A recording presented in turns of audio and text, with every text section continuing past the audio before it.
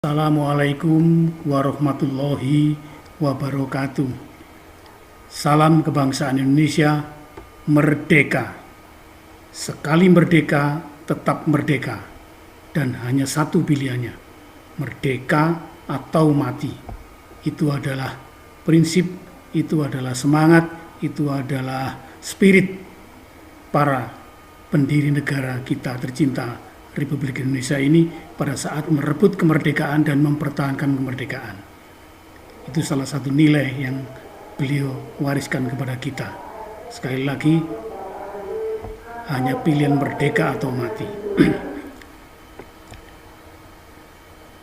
Baiklah, Bapak, Ibu, Saudara, dan khususnya adik-adik generasi muda, penerus bangsa kita Indonesia tercinta ini. Marilah kita awali pertemuan kita hari ini dengan memanjatkan rasa syukur kehadirat Allah yang Maha Kuasa, karena atas berkat rahmat Allah yang Maha Kuasa dan dengan didorongkan oleh keinginan luhur, maka supaya berkehidupan kebangsaan yang bebas, maka negara Indonesia memperoleh kemerdekaannya. Itu yang juga perlu kita camkan, nilai ketawaduan para pendiri bangsa ini, walaupun sudah berjuang dengan segala macam pengorbanan, korban jiwa, harta, bahkan nyawa, namun beliau masih mengatakan bahwa tanpa rahmat dan berkat dari Allah dan niat yang luhur, maka tidak akan turun rahmat berkat Allah yang berupa kemerdekaan itu. Itu yang perlu kita juga warisi. Melalui Yayasan Kiraku Indonesia ini,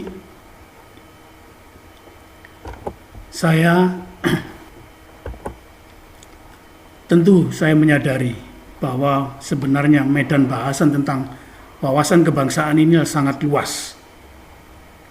Tentu saya tidak akan berbicara luas karena sudah banyak yang membahas tentang wawasan kebangsaan, bahkan sudah menjadi materi resmi masalah wawasan kebangsaan ini pada pendidikan atau pelatihan atau pembekalan bela negara. Oleh karena itu, saya ingin mencoba dari sisi lain yang mungkin hanya kecil sudut pandang yang lain, tapi mudah-mudahan ada manfaatnya.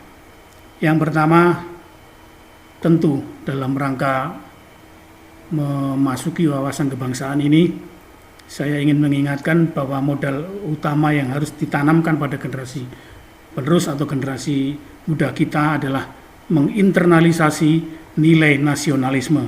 Yang pertama adalah kesadaran bahwa kita harus mewarisi nilai-nilai juang 45 para pendiri bangsa ini. Seperti tadi yang saya katakan itu, diantaranya juga masalah kejujuran, masalah tanpa pamrih, masalah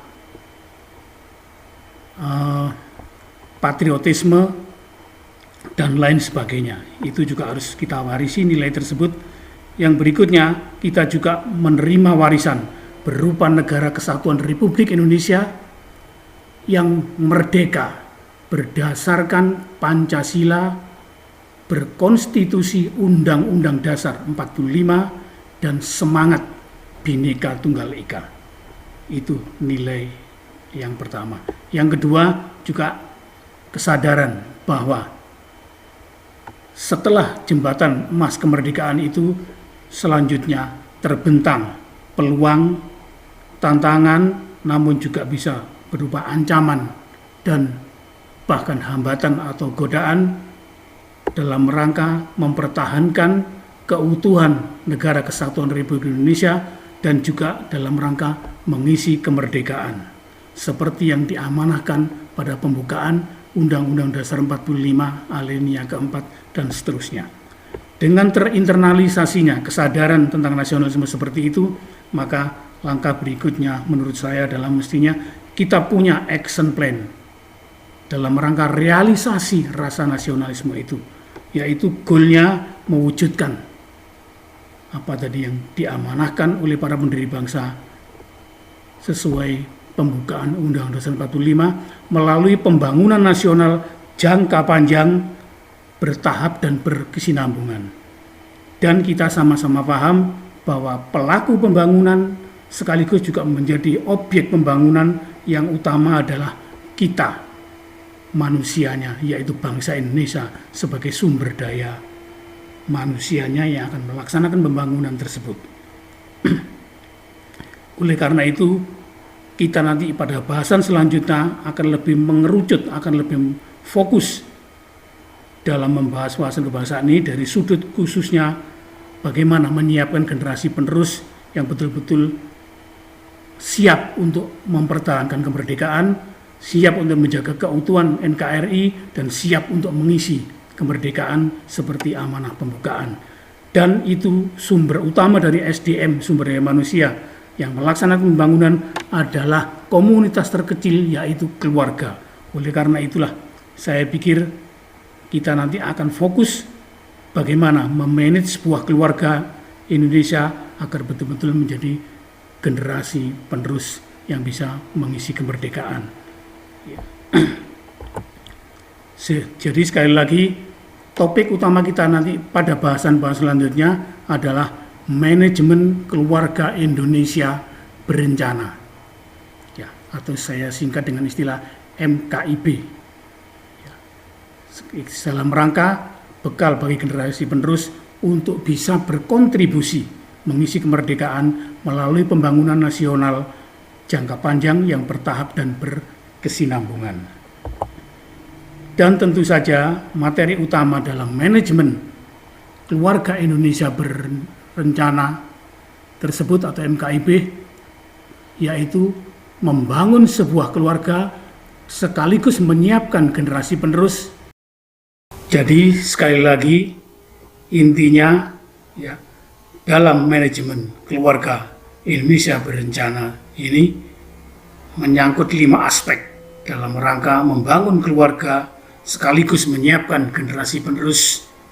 Yang pertama aspeknya adalah aspek taat beribadah, sehingga saya yakin dengan taat beribadah akan menghasilkan generasi yang berakhlakul karimah, dan itu menjadi modal utama dalam rangka membangun trust atau kepercayaan. Yang kedua aspeknya adalah aspek tentang kesadaran diri, bahwa dirinya maupun keluarganya adalah merupakan bagian dari bangsa Indonesia, sehingga timbul rasa ikut bertanggung jawab, ikut harus berkontribusi dalam rangka mempertahankan dan menjaga keutuhan NKRI sampai dengan mengisi kemerdekaan untuk kesejahteraan bersama seluruh bangsa Indonesia. Aspek yang ketiga adalah pentingnya kesehatan, karena tanpa kesehatan jasmani rohani maka tidak mungkin semua aspek tadi bisa dilaksanakan. Yang keempat, tidak kalah pentingnya adalah aspek sadar pentingnya pendidikan, karena hanya dengan menguasai ilmu pengetahuan dan teknologi yang diperoleh melalui pendidikan, maka seluruh program yang di atas tadi bisa dilaksanakan. Dan tentu yang terakhir, keempat aspek itu harus didukung oleh kondisi yang kuat secara ekonomi atau finansial melalui ekonomi kerakyatan.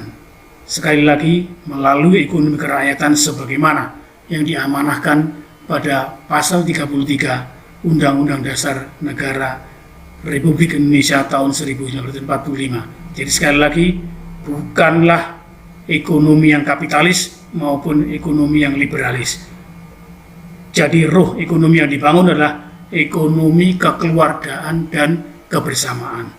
Itu 5 aspek yang kita akan bahas pada episode berikutnya. Saya kira itu garis besarnya. Sekali lagi, materi kita ke depan selanjutnya adalah lebih tajam dan lebih mendalam tentang bagaimana manajemen keluarga Indonesia berencana untuk membangun keluarga sekaligus menyiapkan generasi penerus yang punya kemampuan untuk bisa mempertahankan kemerdekaan dan mengisi kemerdekaan. Saya kira demikian. Terima kasih atas perhatiannya. Insya Allah kita akan ketemu pada episode berikutnya. Sekian, terima kasih. Wassalamualaikum warahmatullahi wabarakatuh. Merdeka!